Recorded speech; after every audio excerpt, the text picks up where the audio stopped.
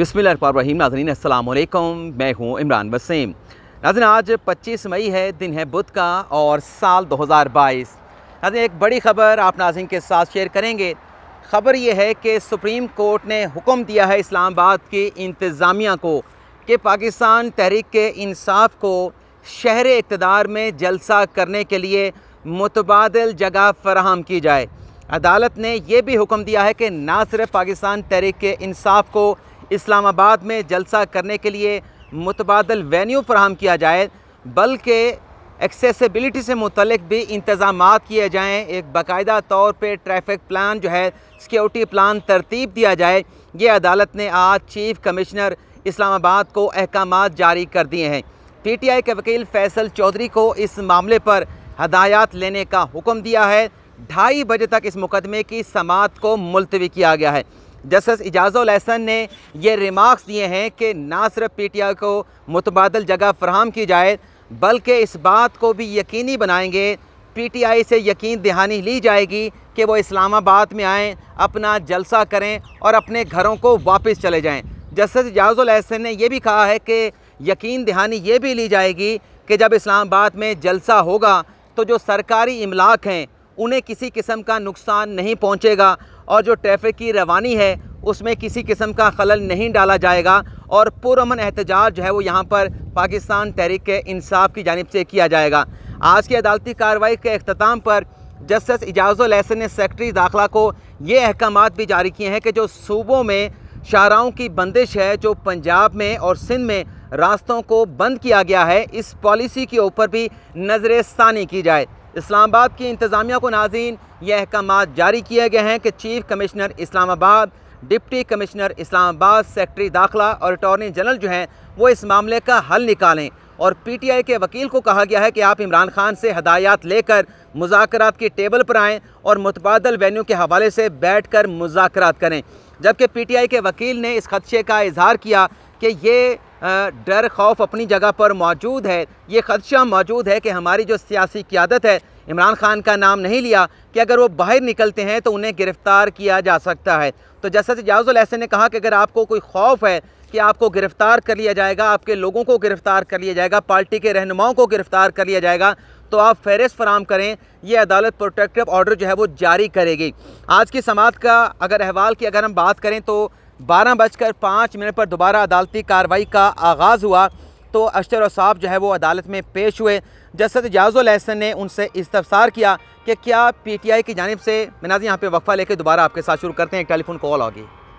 अच्छा, माफ़ी चाहता हूँ नाज़रीन, वैसे ये जो मैंने अभी इंट्रो आपके साथ शेयर किया है तो कुछ दोस्तों ने एतराज़ उठाया था, बल्कि एक हमारे दोस्त हैं, हमेशा हमारा वीलॉग भी देखते हैं, उन्होंने कहा कि इमरान वसीम आप सुप्रीम कोर्ट के चीफ जस्टिस भी बन जाओ, आप आर्मी चीफ भी बन जाओ, आप वज़ीर आज़म भी बन जाओ, आप इसी तरह के दावे करते रहते हैं। क्योंकि कल मैंने वीलॉग बताया था कि ये जो आज सुप्रीम कोर्ट में अदालती कार्रवाई होने वाली है, इसमें बड़ा मतवाज़न किस्म का ऑर्डर सामने आएगा कि PTI को जलसा करने की इजाज़त भी मिल जाएगी और साथ में ये भी होगा कि उन्हें सिक्योरिटी फराहम की जाए, उन्हें फैसिलिटेट किया जाए, लेकिन अदालत कन्फाइन भी करेगी पाकिस्तान तहरीक इंसाफ के इस लॉन्ग मार्च को और कहेगी कि किसी किस्म का जो है वो ट्रैफिक में रवानगी में खलल नहीं पड़ेगा और किसी किस्म का पुरतशद्दद वाक़या नहीं होगा।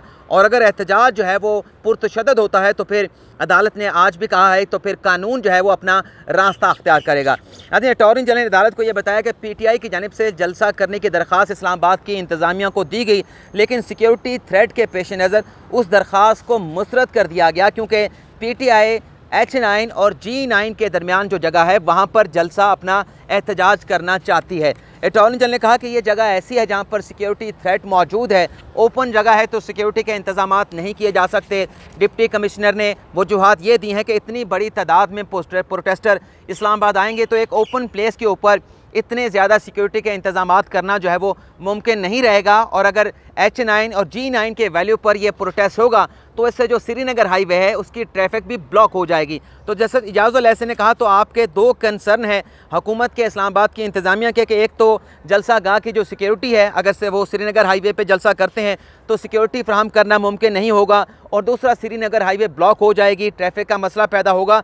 तो फिर जैसे इजाज़ुल एहसन ने उनसे पूछा, अदालत ने अटॉर्नी जनरल से पूछा कि क्या कोई मुतबादल जगह के ऊपर बात हो सकती है, मुतबादल जगह जलसा करने के लिए, लॉन्ग मार्च करने के लिए, एहतजाज करने के लिए दी जा सकती है।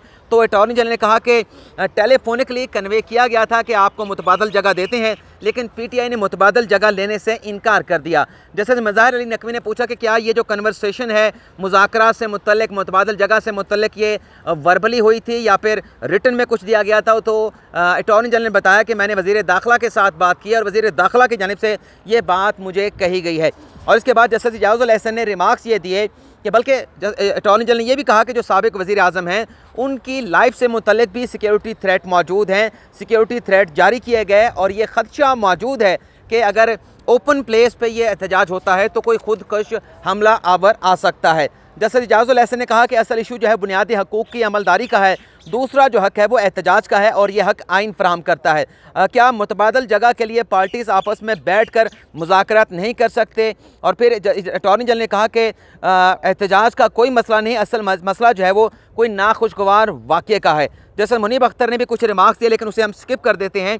तो अटॉर्नी जनरल ने फिर बड़े अहम रिमार्क्स दिए, क्योंकि जस्टिस मुनीब अख्तर ने जो रिमार्क्स थे उनका ये कहना था कि अगर सिक्योरिटी थ्रेट जो है वो श्रीनगर से मुतल्लिक है तो क्या सिक्योरिटी थ्रेट जो है मुतबादल जगह से मुतल्लिक नहीं हो सकता। तो अटॉर्नी जनरल ने कहा कि वक्त आ गया है कि एक साथ तमाम सियासी जमातें बैठें, आपस में बैठ के मुज़ाकरात करें, एक चार्टर साइन करें और एक दूसरे का एहतराम करें और पुरअमन एहतजाज जो है वो किया जाए। जैसे मज़ाहिर अली नकवी ने अटॉर्नी जनरल से कहा कि आप प्रिंसिपल लॉ ऑफिसर हैं वफाक के, आप ये काम क्यों नहीं करते? अटॉर्नी जनरल ने कहा कि अगर अदालत मुझे कहेगी तो मैं ये काम करूँगा। जैसे इजाज़ुल एहसन ने कहा कि आपने अपना मौक़िफ़ दे दिया, सेक्रेटरी दाखिला क्या कहते हैं, कमिश्नर क्या कहते हैं, इस्लामाबाद के डिप्टी कमिश्नर क्या कहते हैं और आईजी का क्या मौक़िफ़ है वो भी सुन लेते हैं। इसके बाद सेक्रेटरी दाखिला है, उनसे जैसे इजाज़ुल एहसन ने कहा कि आपने क्रैकडाउन किया, लोगों को हरासा किया और क्या ये सब कानून के दायरे में किया गया? रास्ते बंद कर दिए गए हैं, दीगर शहरों में लोगों को नहीं जाने दिया जा रहा, आप इस पर क्या कहते हैं? घरों पर लोगों के रेड किया गया, छापे मारे गए। तो सेक्रेटरी दाखिला ने कहा कि हमारे पास कुछ क्रेडिबल रिपोर्ट्स थी जो सूबों को भिजवाई, दहशतगर्दी का ख़तरा था तो सूबों की जानिब से ये एक्शन लिया गया है। जैसे इजाज़ुल एहसन ने पूछा कि क्या लोगों को, जो आप दहशतगर्दी के ख़तरे की बात कर रहे हैं, क्या लोगों को तहफ़्फ़ुज़ फराहम करने के लिए उनके घरों पे रेड किया गया? तो सेक्रेटरी दाखिला ने कहा कि जो सिक्योरिटी थ्रेट आए थे वो मालूमात हमने सूबों के साथ शेयर की। जैसे इजाज़ुल एहसन ने पूछा कि क्या सिक्योरिटी थ्रेट हैं, क्या हर किस्म की गैदरिंग को फिर ख़त्म कर दिया जाए? और फिर नाज़रीन जो सिक्योरिटी थ्रेट्स के मतलब जो रिपोर्ट्स थी नेक्टा की वो भी अदालत के सामने पेश की गई। सेक्रेटरी दाखिला ने कहा कि जो सूबों की जानिब से इक़दाम उठाए गए हैं, रेड्स किए गए हैं, नेक्टा की रिपोर्ट के ऊपर जो कि वज़ारत दाखिला ने भिजवाई थी, जो इक़दाम सूबों ने उठाए हैं, सूबे अपने इक़दाम के खुद ज़िम्मेदार हैं। क्योंकि जैसे मज़ाहिर अली नकवी ने सेक्रेटरी दाखिला से कहा था कि आपने जो इक़दाम उठाए हैं क्या आप उन इक़दाम की ज़िम्मेदारी लेते हैं? रास्ते बंद किए गए हैं, लोगों की नकलो हरकत को महदूद कर दिया गया है। तो सेक्रेटरी दाखिला ने जवाब दिया कि हमने कोई गाइडलाइन जारी नहीं की, हमने जो सिक्योरिटी थ्रेट से मुतल्लिक रिपोर्ट थी वो सूबों के साथ शेयर की और जो पॉलिसी बनाई गई है वो सूबों की जानिब से बनाई गई है। इसके बाद नाज़रीन शुएब शाहीन साहब ने कहा कि ये जो मोटरवेज़ को ब्लॉक किया जा रहा है, मेट्रो बंद कर दी गई है, लोगों के बुनियादी हकूक़ जो है वो वायलेट किया जा रहे हैं। तो फैसल चौधरी जो कि पाकिस्तान तहरीक इंसाफ के वकील थे, उन्हें भी बात करने का मौका दिया गया। जज साहब ने उनसे पूछा कि क्या अगर आपको मुतबादल जगह दे दी जाए तो क्या आप मुतबादल जगह पर जलसा करने के लिए तैयार हैं? आपका एहतजाज पुरअमन हो, ये क्या आप यकीन दहानी करवा सकते हैं? जैसे इजाज़ुल एहसन ने कहा कि जिसके भी जितने गिले शिकवे हैं उन तमाम गिले शिकवों को इस अदालत में सुना जाएगा, लेकिन लोगों के जो मुश्किलात हैं रास्तों की बंदिश की वजह से, उन मुश्किलात का हमने अजाला करना है। पूरे मुल्क को बंद कर दिया गया है और हमारा फोकस ये है कि लोगों की जो मुश्किलात हैं उसका अजाला किया जाए। जैसे इजाज़ुल एहसन ने फैसल चौधरी से कहा कि तमाम मुतल्लिका फ़रीक़ैन बैठें, चीफ कमिश्नर बैठें, डिप्टी कमिश्नर बैठें, सेक्रेटरी दाखिला बैठें और सुप्रीम कोर्ट की निगरानी में ये मुज़ाकरात हों और मामले का हल निकाला जाए। जैसे इजाज़ुल एहसन ने पीटीआई के वकील फैसल चौधरी से ये भी कहा कि हम सबका तहफ़्फ़ुज़ करेंगे, अगर आपको कोई खौफ है तो आप लिस्ट दे दें, आपके जिन लीडरान को, पार्टी के लोगों को गिरफ्तारी का खदशा है, हम उन्हें प्रोटेक्टिव ऑर्डर जो है वो फराहम करेंगे।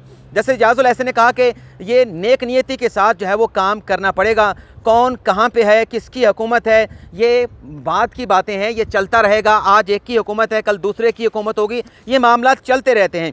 लेकिन आवाम का जो मफाद है उसको हमने सेफ़ गार्ड करना है। और जस्टिस इजाज़ुल एहसन का ये भी कहना था कि सियासी जमातों के भी मफादात होते हैं, लेकिन जहाँ आवाम का मफाद हो और मुल्क का मफाद हो तो फिर सियासी जमातों के जो मफादात हैं उनकी कोई हैसियत नहीं होती। और उन्हें कहा कि मुल्क की जो बहारें हैं उन्हें सियासी जमातें आपस की लड़ाइयों में ख़िज़ा में तब्दील ना करें।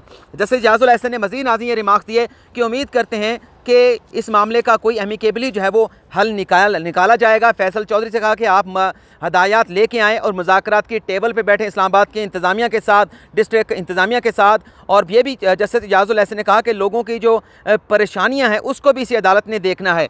इसके बाद नाज़रीन फैसल चौधरी ने कहा कि लोगों के बुनियादी हकूक़ जो है वो सलब किए जा रहे हैं। पंजाब और सिंध में जो है वो रास्ते बंद कर दिए गए हैं। 10 साल के बच्चों को थप्पड़ मारे जा रहे हैं। हुकूमत जो है वो सियासी दर्जा हरारत जो है बढ़ा रही है, क्योंकि जस्टिस इजाज़ुल एहसन की जानिब से कहा गया था कि आप सियासी दर्जा हरारत को नीचे लेके आएँ।